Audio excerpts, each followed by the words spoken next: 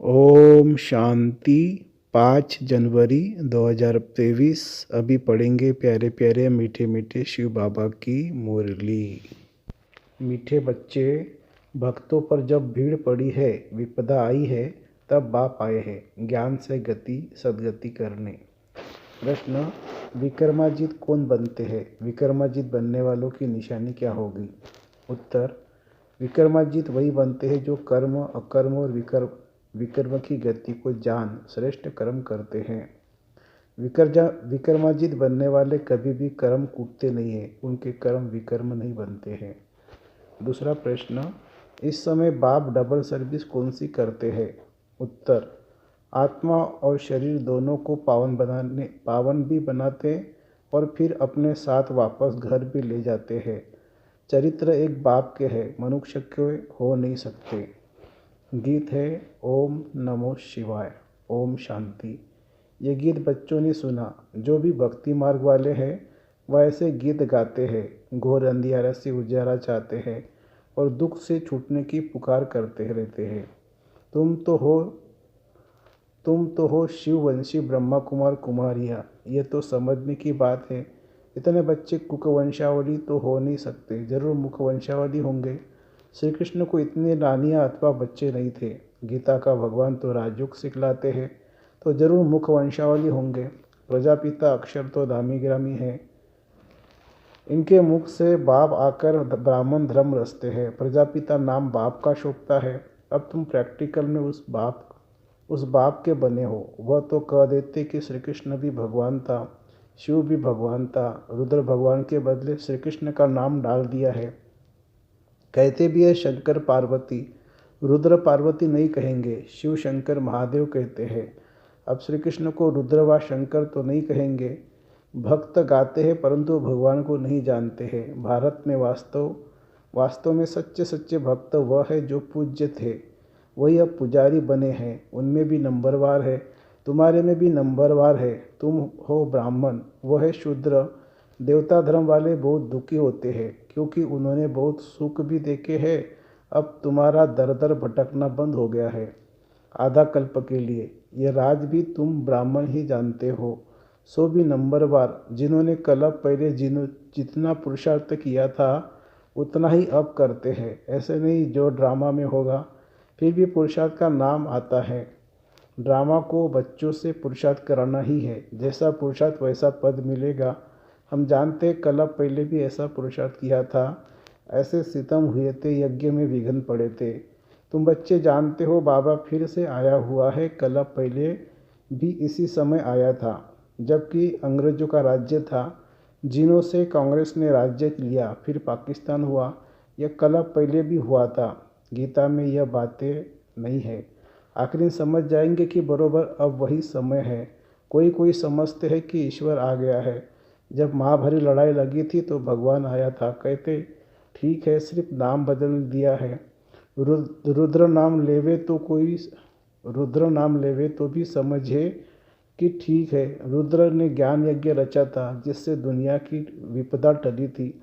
यह भी धीरे धीरे तुम्हारे द्वारा पता लग जाएगा। इसमें अभी समय पड़ा है, नहीं तो यहाँ ऐसी भीड़ मच जाए जो तुम पढ़ भी नहीं सको। यहाँ भीड़ का कायदा नहीं है, गुप्त वेश में काम चलता रहेगा। अब कोई बड़ा आदमी यहाँ आए तो कहेंगे इनका माथा खराब है। यह तो बाप तुम बच्चों को पढ़ा रहे हैं। देवता धर्म तो भगवान आकर रचेगा ना। वह अब आया है नई दुनिया रचने, भक्तों की भीड़ विपदा उतारने। विनाश के बाद तो कोई दुख होगा नहीं। वहाँ सतयुग में भक्त होते नहीं है, न कोई ऐसे कर्म करेंगे जो दुखी हो। बम्बई से रमेश भाई का फ़ोन आया। बाप दादा चले आते हैं तो बच्चे उदास होते हैं। जैसे स्त्री का पति विलायत में आ जाता है तो याद में रो पड़ती है। वह जिस्मानी संबंध या बाबा के साथ रूहानी संबंध है। बाबा से बिछुड़ते हैं तो प्रेम के आंसू आ जाते हैं। जो सर्विसेबल बच्चे हैं बाबा को उनका कदर है। सपूत बच्चों को फिर बाप का कदर रहता है। शिव बाबा का तो बहुत ऊंचे से ऊंचा संबंध है। उनसे उच्च संबंध तो कोई होता नहीं है। शिव बाबा तो बच्चों को अपने से भी उच्च बनाते हैं। पावन तो तुम बनते हो परंतु बाप सभा नेवर पावन नहीं हो सकते हैं। हाँ, पावन देवता बनते हो। बाप तो ज्ञान का सागर है, हम कितना भी सुने तो भी ज्ञान सागर नहीं बन सकते हैं। वह ज्ञान का सागर, आनंद का सागर है। बच्चों को आनंद में बनाते हैं और तो सिर्फ नाम रखवाते हैं। इस समय दुनिया में भक्त माला बड़ी लंबी चौड़ी है। तुम्हारी है 16,108 की माला, भक्त तो करोड़ों है। यहाँ भक्ति की बात नहीं है, ज्ञान से ही सद्गति होती है। अब तुमको भक्ति की जंजीरों से छुड़ाया जाता है। बाबा कहते सब भक्तों पर जब भीड़ होती है तब मुझे आना पड़ता है सभी की गति सद्गति करने। स्वर्ग के देवताओं ने जरूर ऐसे कर्म किए तब इतना उच्च पद पाया है। कर्म तो मनुष्यों के चले आते हैं, परंतु वहाँ कर्म टूटते नहीं हैं या कर्म विकर्म बनते हैं, क्योंकि माया है। वहाँ माया होती नहीं है, तुम विकर्माजित बनते हो। जिन बच्चों को अभी कर्म अकर्म और विकर्म की गति समझाता हूँ वही विकर्माजित बनेंगे। कल अब पहले भी तुम बच्चों को राजयोग सिखाया था, अभी वही अब भी सिखला रहा हूँ।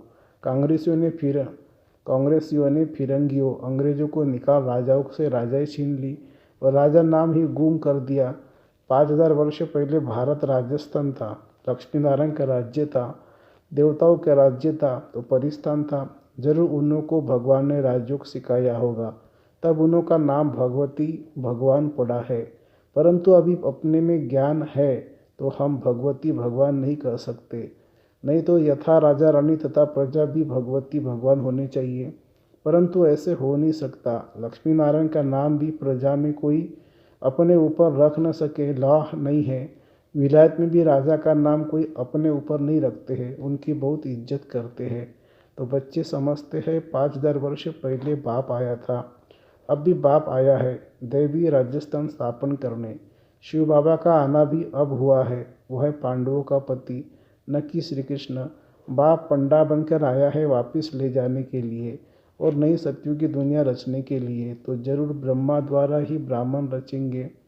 मुख्य गीता को ही खंडन कर दिया है। अब बाप समझाते हैं मैं श्री कृष्ण नहीं हूँ, मुझे रुद्र व सोमनाथ कह सकते हैं। तुमको ज्ञान सोमरस पिला रहा हूँ, बाकी लड़ाई आदि की कोई बात नहीं है। तुमको योग बल से राजाई का माखन मिल जाता है, श्री कृष्ण को माखन जरूर मिलता है। यह है श्री कृष्ण के अंतिम जन्म की आत्मा। इनको ब्रह्मा सरस्वती का भी बाप ऐसे कर्म सिखला रहे हैं जो भविष्य में लक्ष्मी नारायण बन जाते हैं। ये लक्ष्मी नारायण ही छोटेपन में राधे कृष्ण है, इसीलिए लक्ष्मी नारायण के साथ राधे कृष्ण का भी चित्र दिया है। बाकी इनकी कोई बड़ाई नहीं है। चरित्र है गीता के भगवान का। वह शिव बाबा बच्चों को भिन्न भिन्न साक्षात्कार कराते हैं। बाकी मनुष्य के कोई चरित्र नहीं है। क्राइस्ट आदि ने भी आकर धर्म स्थापन किया, सो तो सभी को अपना पाठ बजाना ही है। इसमें चरित्र की तो बात ही नहीं है। वो कोई को गति दे न सके। अब बेहद का बाप कहते हैं कि मैं तुम बच्चों को डबल सर्विस कराने आया हूँ।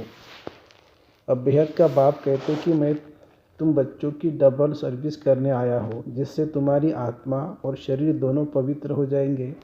सभी को वापस घर मुक्तिधाम में ले जाता हूँ, फिर वहाँ से अपना अपना पाठ बजाने आएंगे। कितना अच्छी रीति बच्चों को समझाते हैं। इन लक्ष्मी नारायण के चित्र पर समझाना बड़ा सहज है। त्रिमूर्ति और शिव बाबा का चित्र भी है। कोई कहते हैं त्रिमूर्ति न हो, जैसे कोई कहते हैं श्री कृष्ण के चित्र में 84 जन्मों की कहानी न हो। लेकिन हम तो सिद्ध कर बतलाते हैं, जरूर पहले नंबर वाले श्री कृष्ण को सबसे जास्ती जन्म लेने पड़ेंगे। नई नई पॉइंट्स तो रोज आती है, परंतु धारणा भी होनी चाहिए। सबसे सहज है लक्ष्मी नारायण के चित्र पर समझाना। मनुष्य थोड़े कोई भी चित्र का अर्थ समझते हैं, उल्टा सुल्टा चित्र बना देते हैं। नारायण को 2 भुजाएं तो लक्ष्मी को 4 भुजाएं दे देते हैं। सतयुग में इतनी भुजाएं होती नहीं है। सूक्ष्म वतन में तो है ही ब्रह्मा विष्णु शंकर, उन्हों को भी इतनी भुजाएं हो नहीं सकती। मूल वतन में भी है निराकारी आत्माएं, फिर यह 8-10 भुजा वाले कहाँ के रहने वाले हैं। मनुष्य सृष्टि में रहने वाले पहले है लक्ष्मी नारायण 2 भुजा वाले, परंतु उनको 4 भुजाएं दे दी है। नारायण को सावरा तो लक्ष्मी को गोरा दिखाते हैं, तो उनके जो बच्चे होंगे वह कैसे और कितनी भुजाओं वाले होंगे। क्या बच्चे 4 भुजा, बच्ची को 2 भुजा होगी क्या? ऐसे ऐसे प्रश्न पूछ सकते हो। बच्चों को समझाया है, हमेशा ऐसे समझो कि हमको शिव बाबा मुरली सुनाते हैं, कभी यह ब्रह्मा भी सुनाते हैं। शिव बाबा कहते मैं गाइड बनकर आया हूँ, यह ब्रह्मा है मेरा बच्चा बड़ा। कहते हैं त्रिमूर्ति ब्रह्मा, त्रिमूर्ति शंकर व विष्णु नहीं कहेंगे। महादेव शंकर को कहते हैं, फिर त्रिमूर्ति ब्रह्मा को कहते हैं। इसने प्रजा रची है, तो यह शिव बाबा की वन्नी माने युगल बनते हैं। शंकर व विष्णु को वन्नी नहीं कहेंगे। यह बहुत वंडरफुल बातें समझने की है। या सिर्फ बाप और वर्षे को याद करना है, बस इसमें ही मेहनत है। अभी तुम कितने समझदार बने हो। बेहद के बाप द्वारा तुम बेहद के मालिक बनते हो। ये धरती या आसमान सब तुम्हारा हो जाएगा, ब्रह्मांड भी तुम्हारा हो जाएगा। ऑलमाइटी अथॉरिटी राज्य होगा, वन गवर्नमेंट होंगी। जब सूर्यवंशी गवर्नमेंट थी तो चंद्रवंशी नहीं थे, फिर चंद्रवंशी होते हैं तो सूर्यवंशी नहीं। वो पास्ट हो गया, ड्रामा पलट गया। यह बड़ी वंडरफुल बातें हैं। बच्चों को कितना खुशी का पारा चढ़ना चाहिए। बेहद के बाप से हम बेहद का वर्षा ज़रूर लेंगे। उस पति को कितना याद करते हैं। यह बेहद की बादशाही देने वाला है। ऐसे पतियों के पति को कितना याद करना पड़े, कितनी भारी प्राप्ति होती है। वहाँ तुम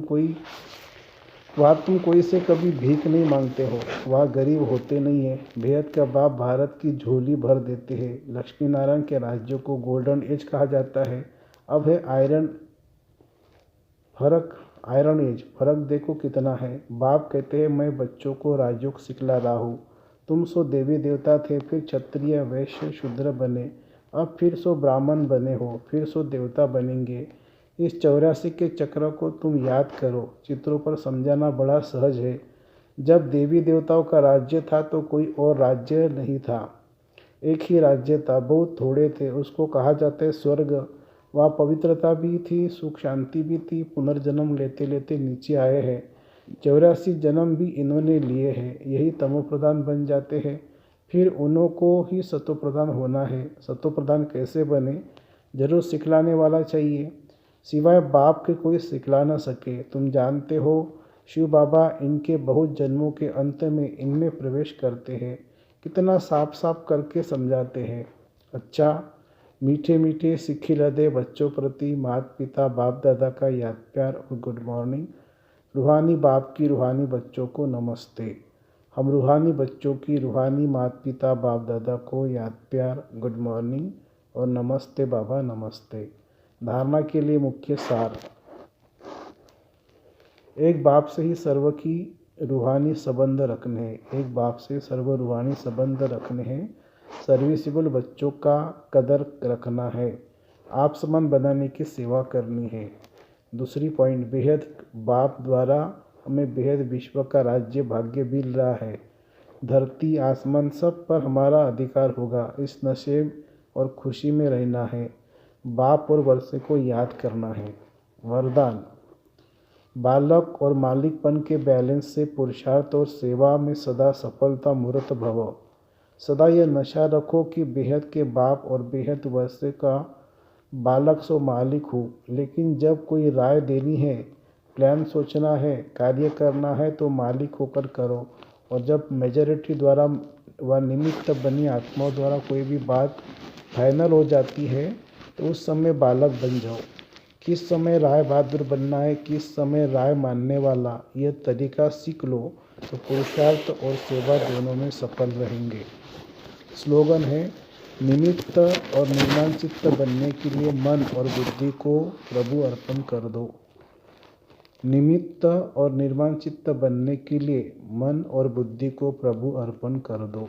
अच्छा, ओम शांति शांति शांति। शुक्रिया बाबा, शुक्रिया। Thank you Baba, thank you.